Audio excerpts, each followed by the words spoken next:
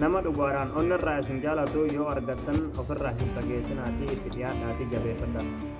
Yeroo ammaa kana namni onnirraa kaasee nama jaalatu ulfaataa ta'e jira, jabaa ta'e jira hin argamu jechuudha. Kanaafuu jireenya keessan hanga rabbi isin jiraachisetti jechuudha nama dhugaadhaan isin jaalatu wajjin jiraadha.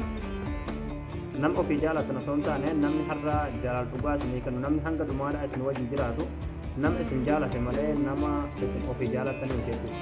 Namni dhugaadhaanis jaalala dhugaa isinii qabu namni dhugaadhaanis isin kabaju nama isin jaalate malee nama isatti ofii jaalate waliin miti kan jireenya qabbanaa jireenya kabajaa jaalalaadhaan waliin jiraatu nama isin jaalate waliin jireenya qabbanaa jireenya gammachuudhaa jiraata malee jechuudha. Kanaafuu jaalala dhugaadhaa kabajaadhaan yoo jiraatu barbaadde isa ofii jaalatu osoo hin taane isa si jaalatu waliin jiraatu. Hubadhu immoo ofiifis deebitee nama dhugaadhaa si jaalatu san akka deebitee asittee hin jaalatu jechuudha. Yeroo jaalalaa fi kabaja namni sitti qabu argitee ofiifuu deebitee ni jaalata jechuudha. Kanaafuu isa ofii jaalatte waliin osoo hin taane isa si jaalatu wajjin jireenya hin jiraatu.